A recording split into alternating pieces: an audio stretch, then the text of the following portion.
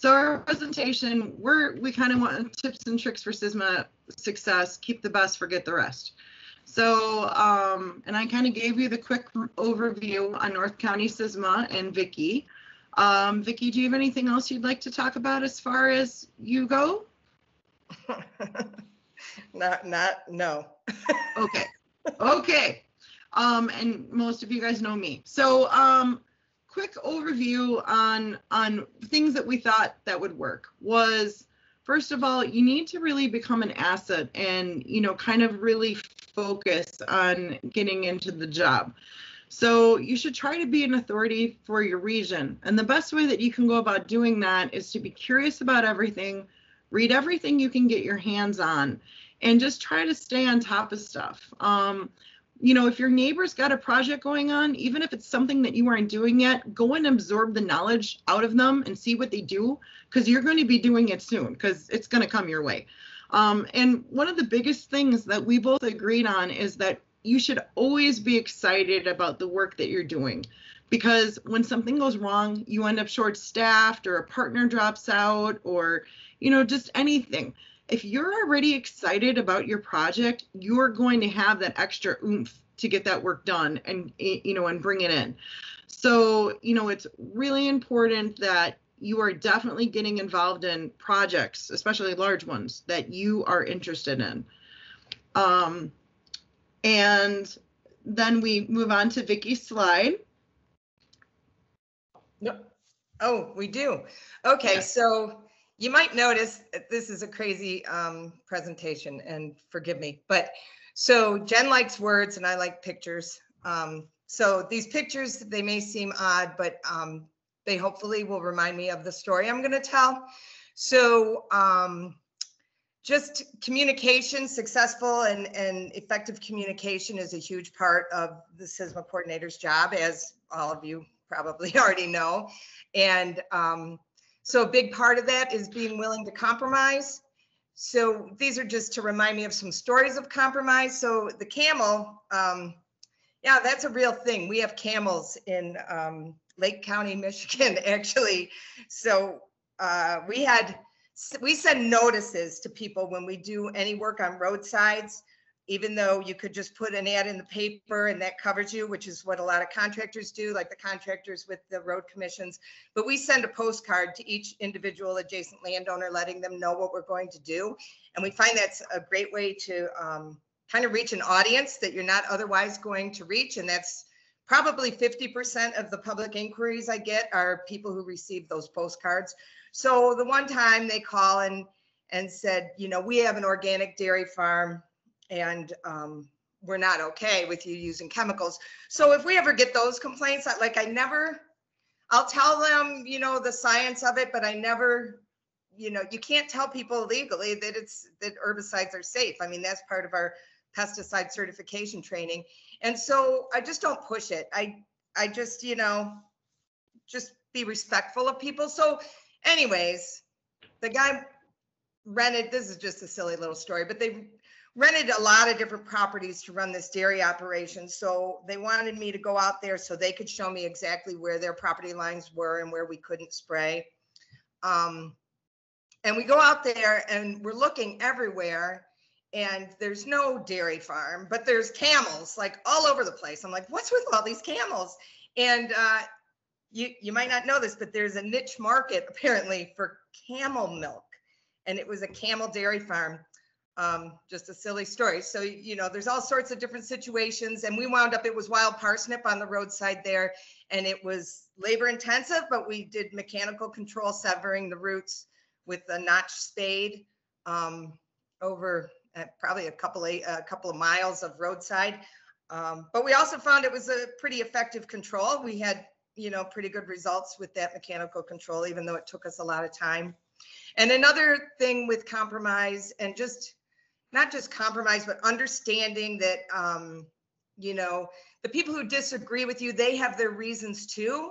So for instance, the Forest Service, we do work for Good Neighbor Authority on Forest Service property. And it's frustrating because They're operating with a NEPA document that was written in, I think, 2009.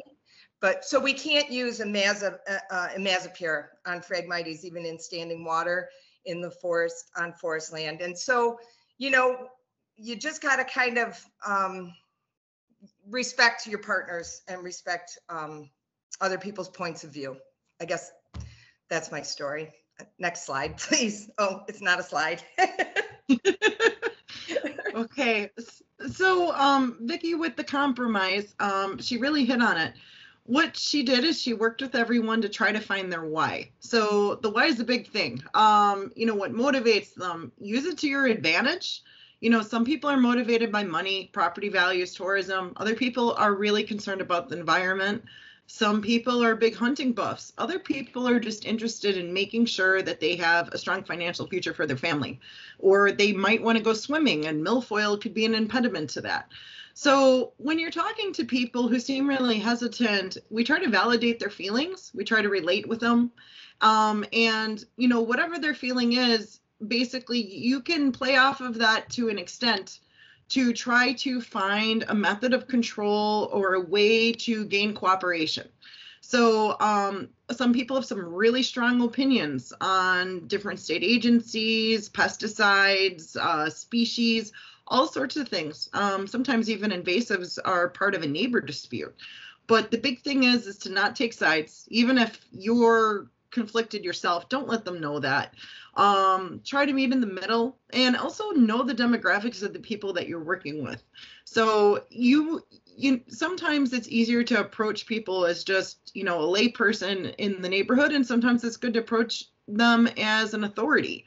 You know, and you know, just kind of like key how you're talking to people and how you're approaching people in a manner that they seem most comfortable with. Also, when you're doing outreach material, the big thing is you don't want to try to talk down to your audience, but you also don't want to throw in a bunch of fancy stuff that they aren't going to understand. So we try to aim for 6th grade reading level with all of our outreach materials, just so that way it's easy to understand and kind of get the point across. And back to Vicki. Vicki has green slides, I have blue, just as a heads up. Also, I have pictures, and Jen has lots of words.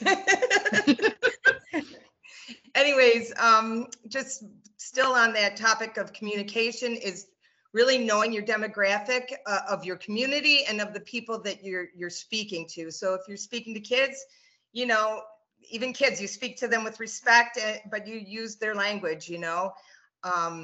We do a lot of outreach with different ORV recreationists and trail users.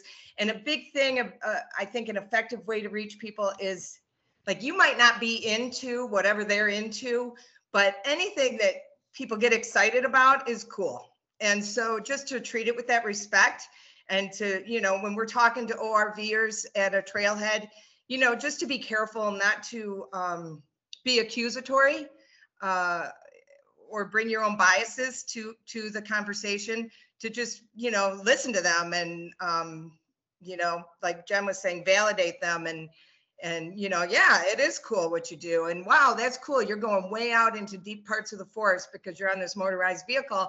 And you know what would be cool? If you learn to identify some of these invasive species, because you're going places where most people aren't going. And then you can kind of bring the conversation around from there to, wow, did you know sometimes this stuff spreads because you don't even know it? It's stuck in your tire treads or something. So, and then that top left, that left photo, that is an outreach we did with the Department of Public Works in the city of Ludington, that asked us to come out and teach their crew how to treat, basically it was Tree of Heaven and Oriental Bittersweet and some other things that are taking over the city of Ludington. It's a hot mess. But just speaking to them with respect. I mean, these are professionals who already work out, you know, they're doing, you know, landscaping work and field work. And so just to treat them with respect, I think is the lesson there. Oh, still me. So local partnerships are important, and that's kind of how we, it's a great way to get things done. And most of you already know this, so I feel like I'm totally preaching to the choir, but I'm doing it anyways. So on the left there, that was the Lake County Road Commission when we had done, it was miles of Japanese knotweed control on, it's pretty much a source population in Lake County. The following year, they brought their dump trucks out, and we took all those dead stalks and put them in their dump truck, and they disposed of those dead dry stalks for us. And it was repeatedly, like, they kept we loaded that thing and they hauled it away and brought it back and basically gave us a truck and a guy to help us for the whole day. So that's where those partnerships are really great. The middle photo is to remind me of our partnership with the Forest Service. And so to get to know not just like the one representative, like maybe the person who's handling your grants, but to get to know the other people that you can partner with, like with the Forest Service, it would be the recreation staff and the, timber crew and silviculturalists, because there's so many different ways that you can partner and help each other out, and that they can help you. So for instance, the recreation crew for the Baldwin Ranger District and the Manistee Ranger District of the Huron Manistee National Forest installed Play Clean Go signs for us at trailheads. We just acquired the trailheads with grant funding, and then, they helped us out and put them in, stuff like that. So that's cool. And then the top right there photo is an outreach at a campground. So that's another partnership. We partner with local parks and campgrounds. That's, I believe that one might be Mecosta County Parks.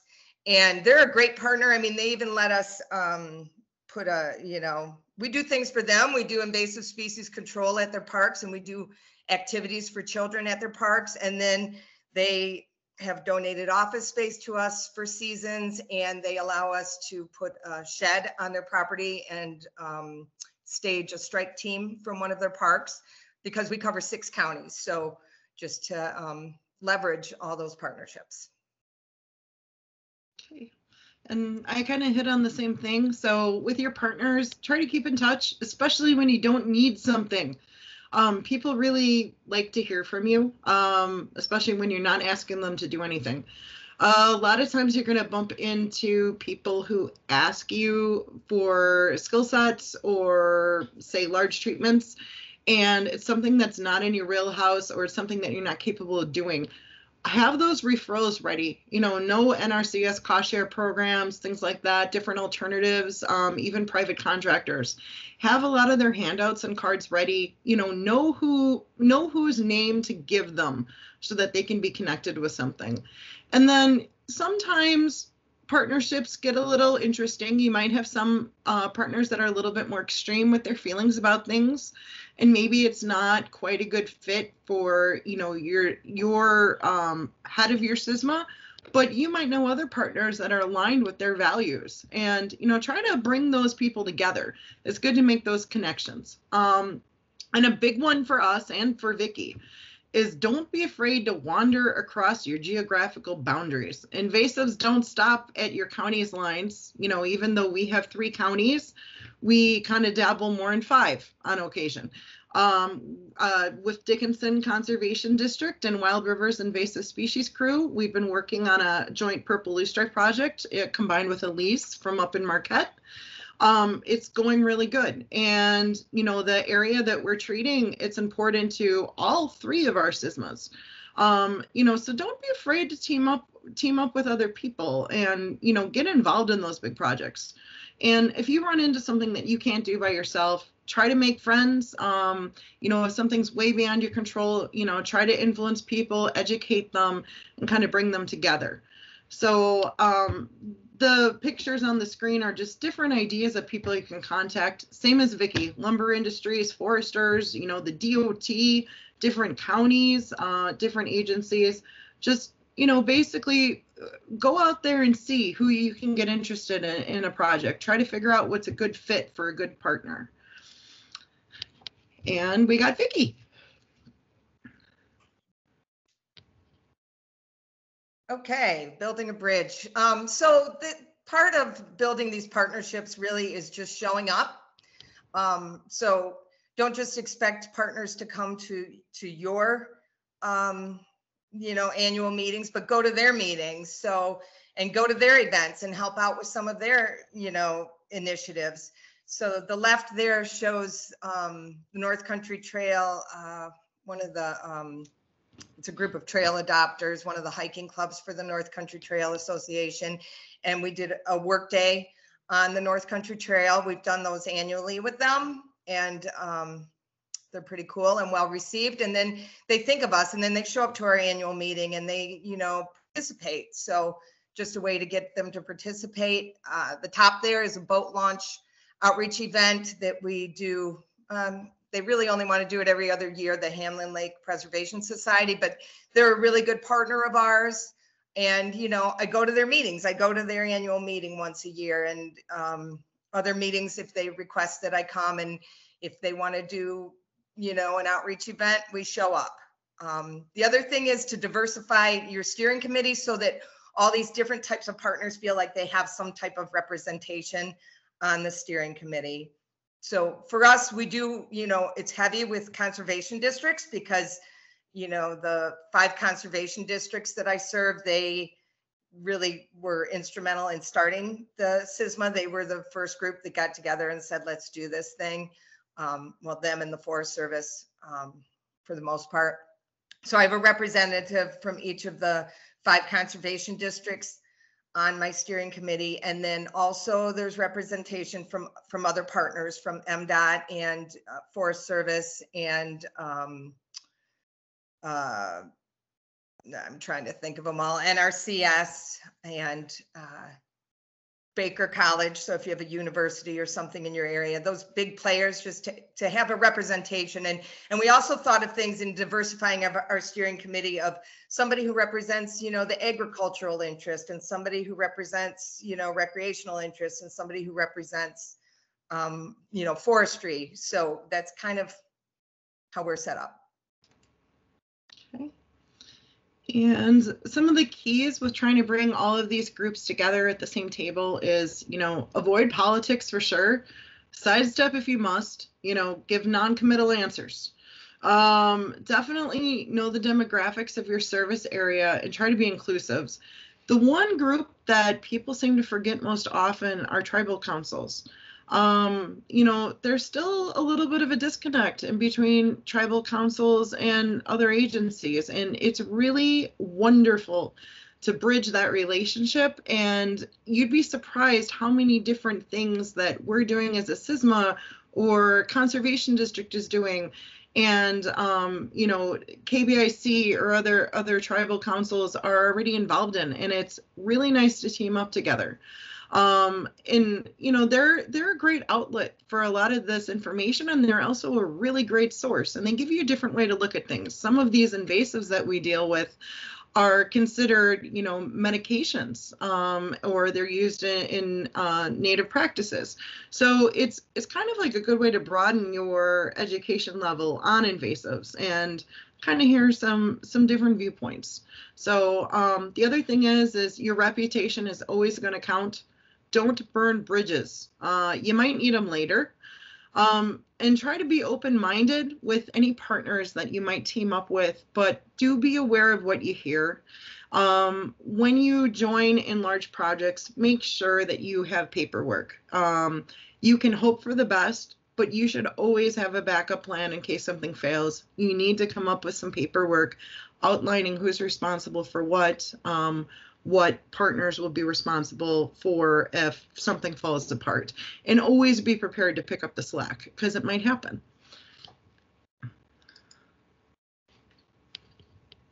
Vicki? Yep. So this is just really about making friends and never turning away a volunteer or a volunteer group. Sometimes, I do sometimes say you get what you pay for, but in truth, those volunteers are really your ambassadors out amongst their friends and family and other people in the community that you might not otherwise reach. So I think that's just important, even though you might be like, oh, I could have gotten a whole day of work done, and instead we went and, you know, pulled 5 barberry shrubs. But just engaging those volunteers is a great way to get support, larger support in the community. And you don't necessarily know, like this group of volunteers that's shown here, one of them is actually a township supervisor for one of the townships. And she's really been making a lot of things happen just because of her involvement with the CISMA, because we do these work days once a month in the summer at a park that these people really care about.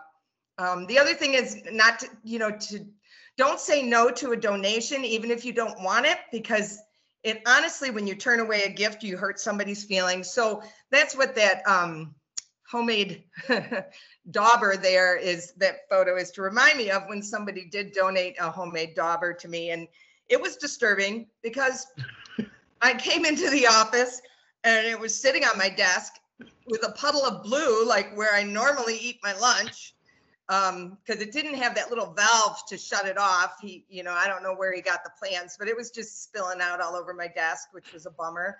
But I still just said thank you. And actually that person is, you know, been a repeated volunteer, and he actually is a volunteer that you get more than you pay for, because I pay him nothing, and he will do a lot of stuff, and he'll come out and even help us herbicide. So